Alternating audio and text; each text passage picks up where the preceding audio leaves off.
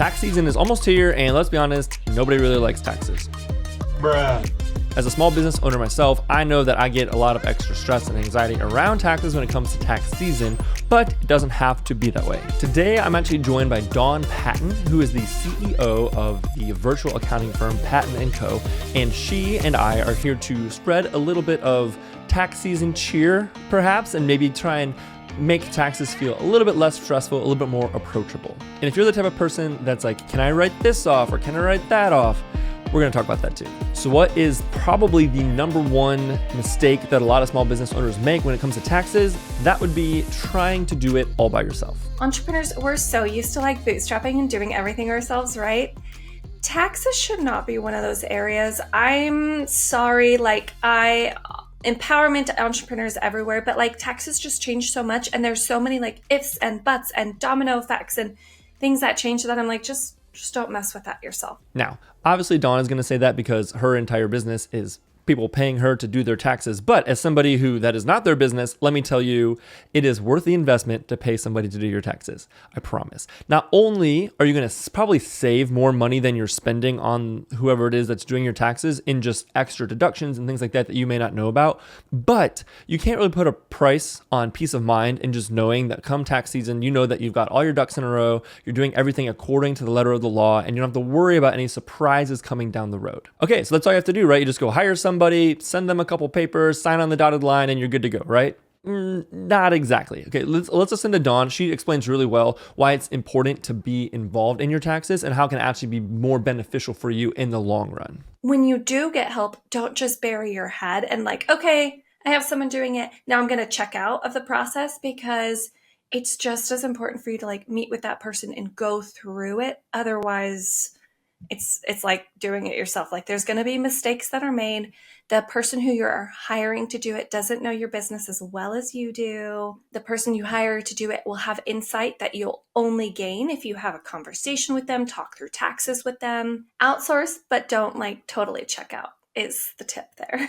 Now, I don't know exactly when you're watching this video right now, but it's not necessarily too late to hire a tax pro, but you definitely need to get a move on. In fact, if you're listening to this and you still haven't hired an accountant, you're a little late to the game. Expect to file an extension.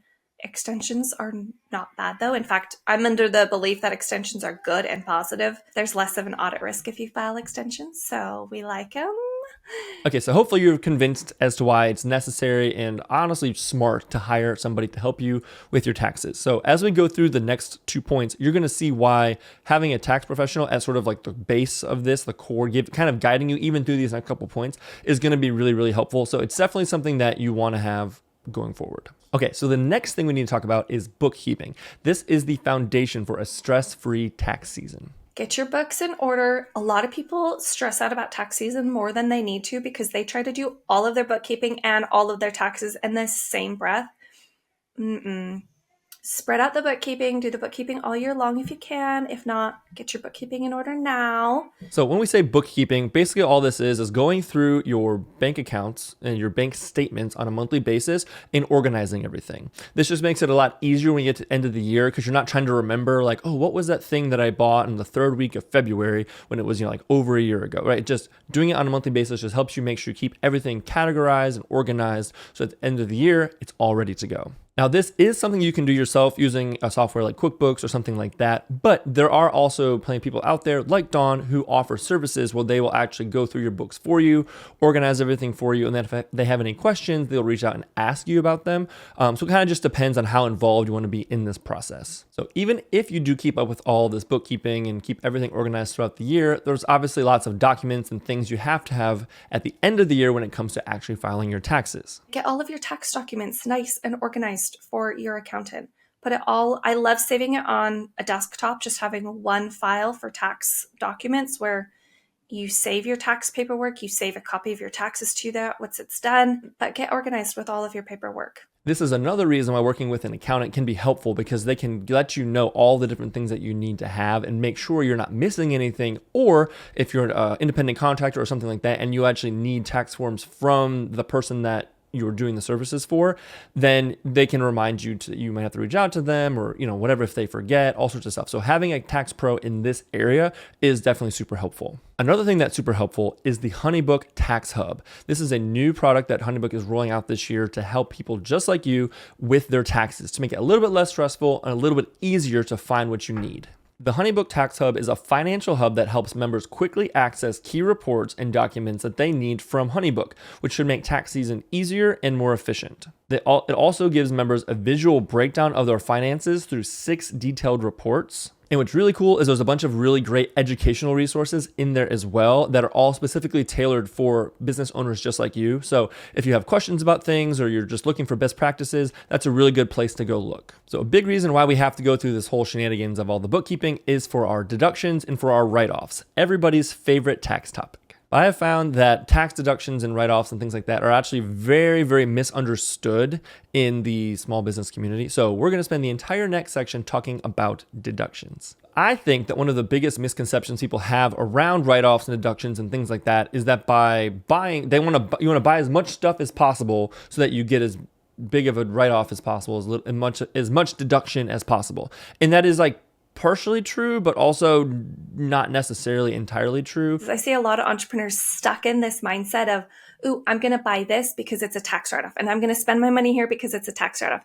And they're so focused on getting those tax savings that they don't realize they're hurting their business growth. They're so focused on saving a penny that they're not earning hundreds and thousands of dollars more. I would rather make 10 times more and have to pay 10 times more in taxes because that's still more money in my pocket. You're only paying a percentage to taxes. Let's say 30%.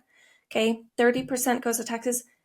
Every dollar more than you earn, then that's 70 cents that you're saving for yourself. So let's pretend your business is a lemonade stand and last year you made $100 in sales.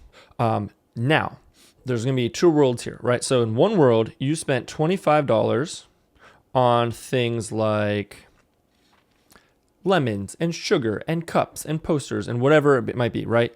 The $25 would be your deductions, your expenses, things like that, okay? So that would bring you to $75 worth of profit, okay? Now let's say over here you spent a little bit more. You got organic lemons and you got raw cane sugar or whatever, I don't know. You spent more money, okay? You intentionally went out and spent more money in your business and you spent $50, okay? You still made $100, but in this scenario, you spent $50, okay? So that means you'd be taxed on $50 worth of profit.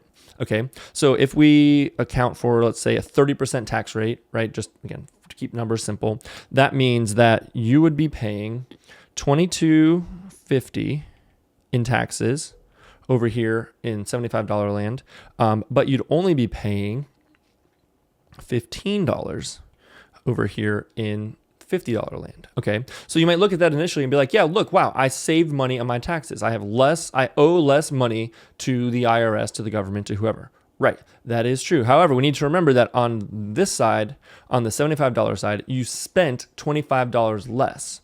Okay. So if you spent $25 more and you saved $7.50 in taxes, that means at the end of the day, in terms of total dollars and cents, you actually would have made $17.50 more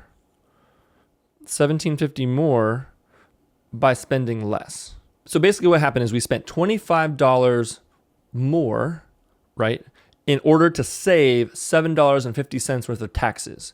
Okay, so by spending less, the $75 worth of profit side, you in your pocket at the end of the year, you had $17.50 more than you did on the other side. A lot of times what people think is they think that, oh, if I spend $25, I'm going to save $25 in taxes. In reality, what we've looked at here is if you spend $25, you're only saving $7.50 in taxes, right? So what this means is that, yes, we want to take as many deductions as possible for things that we actually need to buy and things that we're already buying. But going out and spending money in our business just to spend money doesn't necessarily mean that we're going to end up with more money in our pocket at the end of the year.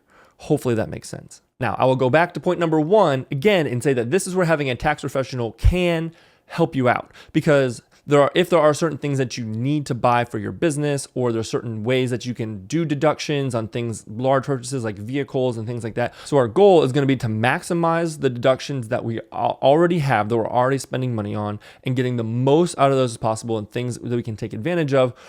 But we're not trying to go out and just spend a ton of money in order to save money on taxes. A lot of tax strategy, you have to, it takes money to save money kind of a thing. And so you have to have extra cash that you're willing to invest in investment accounts or invest in, there's a few different tax strategies, but the more you earn, the more opportunities are available to you. Okay, so now that that's all cleared up, what can we write off as taxes and what can't we? If you had an employee and they came to you and they said, can you reimburse this expense? You'd be like, I'm sorry, what? I'm not paying for your burst. Probably, right?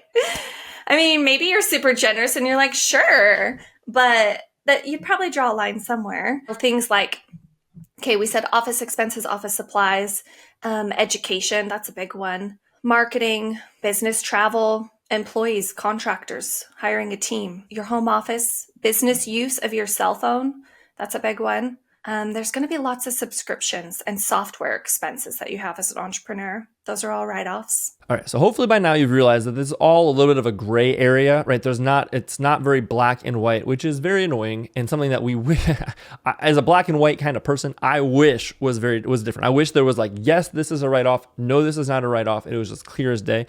But unfortunately, it's just not that simple. This is like the typical accountant answer is always, it depends. Like, that's an accountant's answer for everything. It depends. Because I could tell you for sure, like office supplies, for sure, business write-off. But there's going to be some people who are like unnecessarily buying office supplies who I'd be like, no, stop. That's not a write-off. Just because you have a home office and you're buying like loads of paper, but then you're using them personally, or your toddler's taking them to do her art on them all the time. Like, no, that's not a write-off anymore. Because the IRS definition when it comes to write-offs is it has to be ordinary and necessary. What it comes down to is just us doing exactly what you were doing, is kind of making a case for each write-off that we have of like, well, here's why it's a business expense. And it seems like wrong that we're doing that with a big thing like taxes, of just building cases, but that's all the IRS has given us. That's all we're expected to do, is case by case. Is it ordinary? Is it necessary? And a great distinguisher to that is, would I buy this for my employee? Even if you don't have an employee, think about that. Would I buy this for my employee? Now, once you have employees, like I have quite a few, it makes it even harder. Like, I hardly write off anything for myself because I have 20 employees. And I'm like, I don't think I'd write this off for all 20 of them. So probably shouldn't do it for myself. So hopefully this doesn't freak you out. For some people, depending on your personality, you're probably like, oh, this is great. Like, I'm going to see how close I can get to the line. I'm going to try and write this off and that off. And I'm going to do all these things to try and get as much deduction as possible. There's people who are like that, and that's great. If that's you, have at it. But if you're the type of person who's like me, who's a little bit more anxious, that's like, oh, well, what if I make a mistake? Or what if I do the wrong thing? Am I going to go to jail? Dawn has some encouragement for you. Here's the thing. Entrepreneurs need to hear this. We are all, every single person listening to this podcast is way too small of a fish. Like, the IRS does not care about us, okay? They're not going to come after us. They do not have the resources or the time or the money to come knocking on our door and care about us. If you make a mistake, they probably won't even notice, okay? So, like, don't fear the IRS. Just focus on you and your business and try to do the best part with filing your taxes. A lot of what we covered today was things that you can kind of retroactively be doing for your taxes from last year to help you on, the upcoming tax season. But we're going to make a separate video about how to be proactive in your taxes this year so that you can save as much money as possible for next year. So if you're interested in that and you'd like to see that video, make sure you subscribe to the channel so that you'll be notified when that goes live. Thank you so much for watching, and we'll see you next time.